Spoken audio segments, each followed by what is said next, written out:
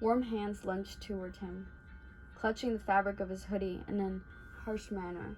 He could sense it was you, simply from the tender touch and the way you shook him. But he couldn't see you. Instead, the image stood before him was his father. Tears running down the man's flustered face with absolute ferocity. Knuckles clenched and his desperate cries getting louder, asking why this had happened to his family, to his son. He wished he could have told him the truth, for them to believe this was his fault, that he was the one who destroyed the perfect little family. But this was just a memory. He couldn't alter the past. He couldn't change it. Wake up! His body was wrenched from the darkness, his mind remaining in that moment for a second longer, before it too was brought back to reality. Frenzied gray orbs searched the remnants of his surroundings, distorted from what was now real and what was just a figment of the past. Jeff, it's okay. You're okay. Your delicate features captured his vision, but all he did was laugh. His menacing narrowed lids, impetuous. You weren't supposed to be here. Now he was really convinced he was insane. His combat boots grazed the torn carpet as he took a step closer to your petite form, deliberately cornering you against the wall. You think I'm fucking stupid? Callous hands gripped your neck, his thumbs applying pressure to your only source of air, and yet your pleas went unnoticed. Your feet kicked at him, your body writhing, but it just made him feel inferior. He was stronger, and he thrived on that. He failed to realize what reality was in the state, and that just made him all the more crazy. At least that when he was like this, he had an excuse for anything he did to you, knowing you would never hold it against him. Maybe he was looking for an excuse, but he craved to feel you, to touch what belonged to him. It had been so long since. A growl erupted from his throat, trying to shake the thought. Remember what you told me last week, when Luke got taken away, how everything would be okay. Does it look like I'm fucking okay? I don't know what you're talking about. Don't play dumb, Sarah. You know exactly what I'm talking about. He felt your breath hitch as his hand loosened around your neck, the other firmly gripping the material of your skinnies, inching inward to your thigh. If you didn't want to remember, then he would make you remember. You had told him Lou would get out, that things would go back to how they once were. How pathetic did you think he was?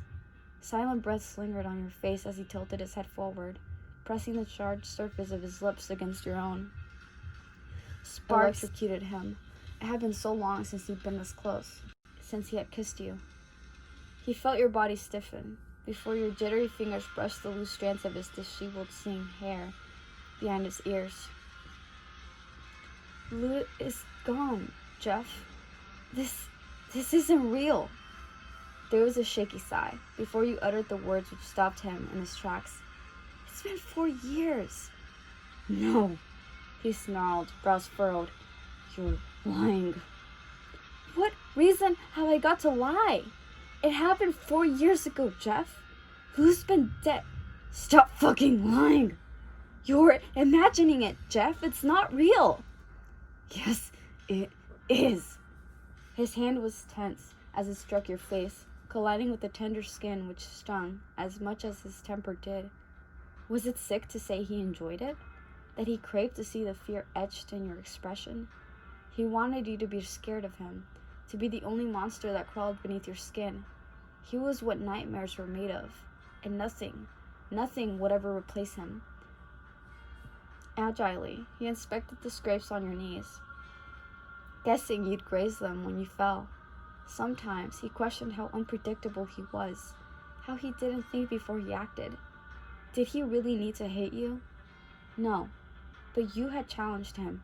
You'd fuel the fire which is easily ignited. He had a hard time controlling his temper. You, of all people, should have known that. Did that hurt, doll? He cooed a little, giggled, disseminating the silence. Your nod was answer enough, highlighted by those beautiful, sad orbs. It made him feel like shit to see you upset. Of course it did. But he was an ass, and that's all he'd ever be. Then tell me again, how this isn't real, because I'm pretty sure that wouldn't have hurt if it wasn't. No answer. He sighed loudly, bringing his face millimeters from your own, his index finger and thumb squeezing the dent of your cheekbones. Next time, why don't you refrain from trying to fucking wake me up? It was nothing more than a hiss. There was no gentleness in his voice, no serene interest in your well-being. It was a warning. With that, he thrust you backwards before heaving himself to his feet, making his way towards the staircase, his limbs strained with anger. You wouldn't leave. He knew that for certain. You could run, but you'd never be able to hide. He'd always find you. Hadn't he proven that enough? As he neared the stairs, his vision was met with the shadows which cast the upper landing in the darkness, the only source of light being from the subtle glow of the moonlight, which gleamed through one of the windows. He took one cautious step after the other, distressed that someone would hear him. He was stupid, really. Who was going to hear him? It wasn't like there was anybody here. This place had laid abandoned for years. Actually, why did he even give a shit? Jeffrey, hurry up. Mom just turned the lights on. Jeff hurried up the remaining stairs, nudging past his brother who giggled uncontrollably, their footsteps in sync as they scurried for their bedroom, snacks gathered in both their arms. Like whiplash, flashbacks of his childhood reoccurred before his eyes. Was that the reason he was being so quiet? Some sort of resemblance to the past? Maybe because of all the times he'd struck down to the kitchen during night while Lou kept a lookout. He'd stuffed the sweets into his pajama bottoms, which would usually fall down with the weight, tripping over himself countless times in the process. It was hard to contain their laughter as they scurried for their bedroom, talking until all hours of the morning, while munching on the sweets. It was no wonder they were always too tired to get up. Unbeknown to their mother, that they weren't actually lazy. They had just sat up all night, and were the culprits of her continually disappearing snack drawer. Their plan was fantastic, until they eventually got caught and were given 2 separate rooms.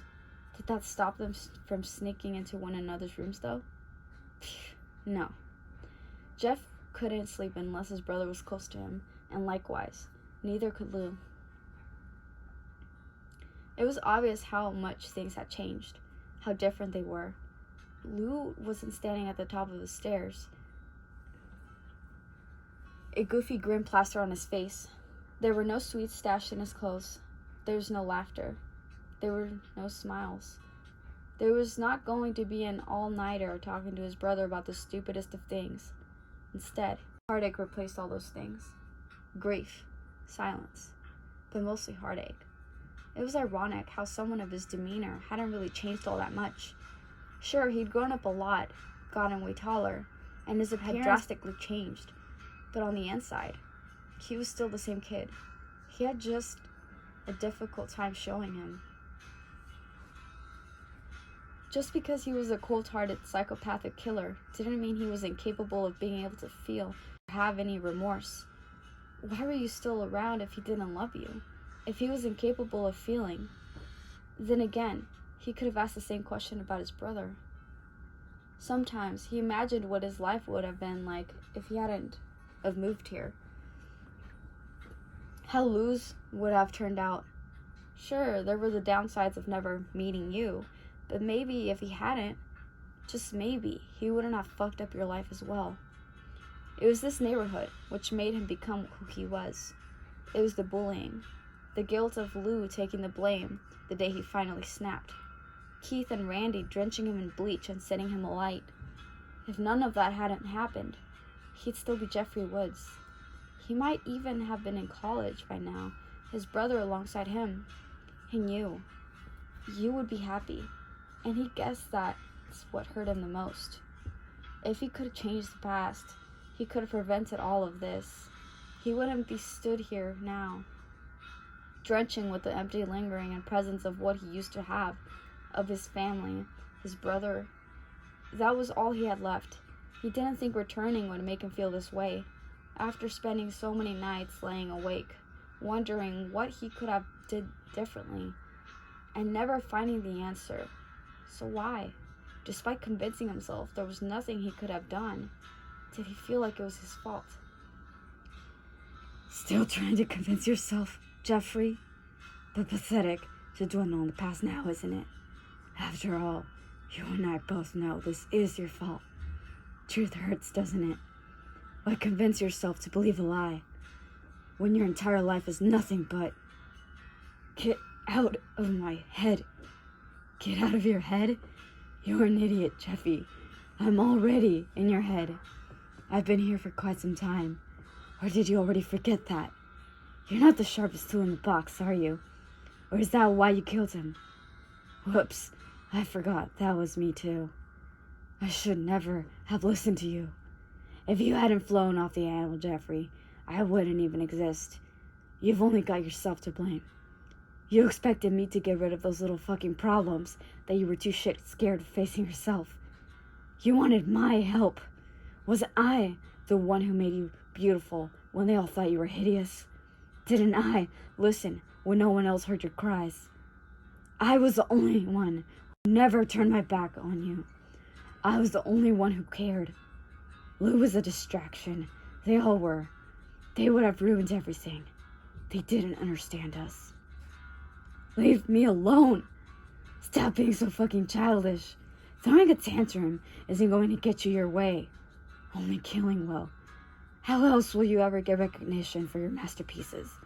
Nobody but I will ever appreciate them. You don't own me. I never wanted this. Then why do you do everything I say? You took him from me. You ruined my life.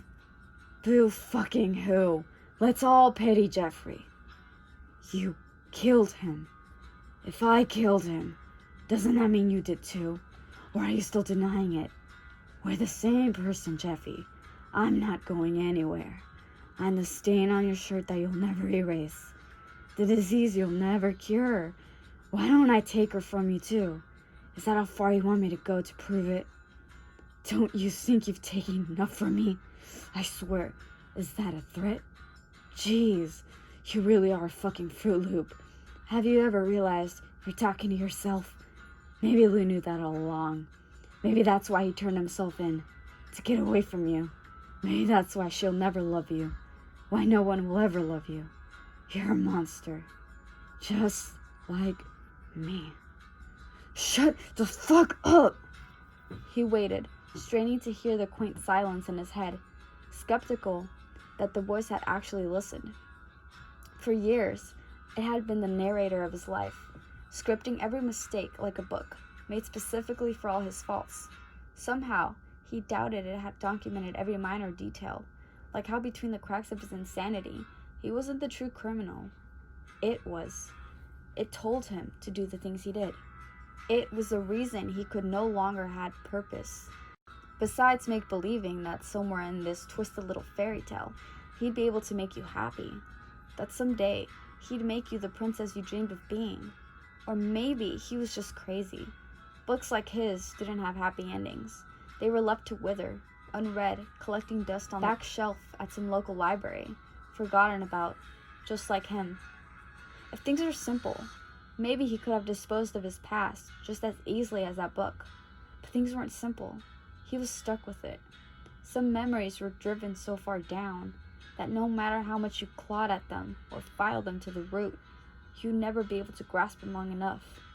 They were never in reach. They were permanent, like a scar, and a part of you forever. Memories served a purpose, to remind you of all the good in your life, or to make you suffer for all of the bad things you had done. There was no escaping it. The floorboards creaked beneath him as he approached the wooden door closest to his left, having reached the landing. It no longer had a vibrant layer of glass.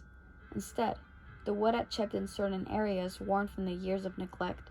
He knew it was intuition alone which guided him to his brother's bedroom.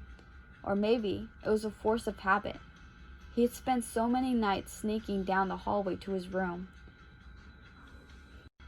that it just became his too. Hesitantly, he shoved the door open to reveal the deteriorated contents within. Scanning his surroundings, his gaze locked on the bookshelf. his brother's prized collection of comic books still neatly stacked like they had never been touched. He desperately longed to touch them, but he knew if he did, they would be tainted. And so, he hindered himself. His hands caused nothing but destruction, and that's what hurt him the most. Although they had all of those repugnant imperfections and scars, they were the only thing he could feel, the things his brother left behind with. Nothing else came quite as close to giving him that comfort. It destroyed him that he was only allowed to look. Lou, you're such a dork. Get off me.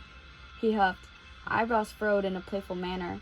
His brother simply laughed, shoving him onto the bed, his goofy grin a reflection of the unimpressed look on Jeffrey's face. Inside, he desperately wanted to laugh, but he was a good actor, and right now, his brother was being his annoying self, when all he wanted to do was call you. I'm not playing cops and robbers. What age are you? The older boy snorted, flipping his middle finger up. Yeah, well, you're just boring. This brought a grin to his face, his pupils gleaming in amusement. Sometimes, Luke could be so stupid he couldn't help but laugh. He was so childish. And you wonder why I'm the only one with a girlfriend? Man, I feel sorry for whoever ends up with you. His brother faked a gasp, gripping his chest as if he had just been insulted in the harshest way possible. Yeah? Well... The brunette smirked, turning so his back was now facing him, rough hands gripping the fabric of his t-shirt, resembling what looked like another pair from this angle. If he hadn't have known better, it would have looked like he was hugging someone.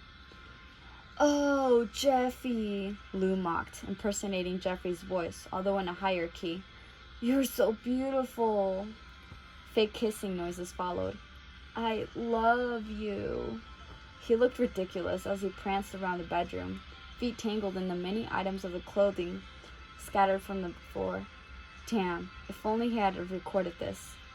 You're an idiot. Jeffrey chuckled, hurling one of the pillows toward him. You're lucky you're my brother. The soles of his shoes scuffed against the laminated flooring as he stepped towards the computer, his charred fingertips tracing the cracked screen. Diverting his gaze downward, he analyzed the keyboard. There was no doubt it had once been pristine, a necessity for him and his brother, but now the keys were clunky and begrimed with layers of dirt. The monitor was virtually old. The way it jutted out into the room practically commandeered the entire desk. He dragged the threadbare chair, with some of the unsanitary foam padding exposed, out from under the desk before he sat down, interlocking his arms behind his head. Sitting there, he furrowed his brows, reconnoitering the posters tacked up on the walls, blanched from the months of abandonment. Most of them were characters from his and Lou's favorite animes, and it reminded him of his blithe, normal childhood. He never wanted to be here in the first fucking place. Composing himself, he leaned forward and exhaled sharply, pursing his lips together before slamming his fist on the wooden table. The keyboard clattered in protest, spurring him to thrust a callous hand forward, caressingly grabbing the damaged thing before launching it at the wall. Shallow breaths expelled from his lungs as he heaved himself up, pacing towards the window. His cerulean orbs filled with so much animosity, moved in a sadistic rhythm as he watched the cars turn past. "I'll be home soon," you smiled, extending a small hand towards the clip-on webcam in an attempt to straighten it. Your skin glowed under the harsh lighting of the screen, making your face appear whitewashed. "Hang in there." "It's not the same without you," Jeffrey murmured, modulating his voice into an undertone. "I miss you."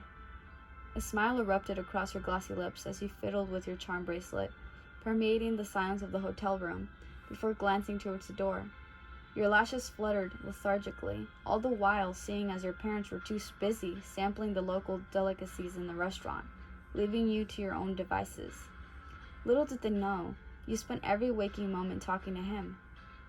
"I miss you too," you whispered, lightly caressing the screen with your fingertips. You longed to touch him, but this was as close as it got. You hadn't embraced him in weeks. "It's pretty boring in here, in all honesty. My parents don't seem to remember that I exist." Jeffrey dolefully glanced at his hands, his visage perfectly angled in the illuminating desk lamp which resided next to his monitor. I would have invited you, but you know how my parents are. They've got pretty stringent views when it comes to boyfriends. He averted his gaze towards a potted plant on the windowsill, contemplating his choice of words. It's no problem. He respired deeply before he continued with his speech. You mean the world to me, Sarah, and I hope you understand that. I just wish I wasn't so fucking weak.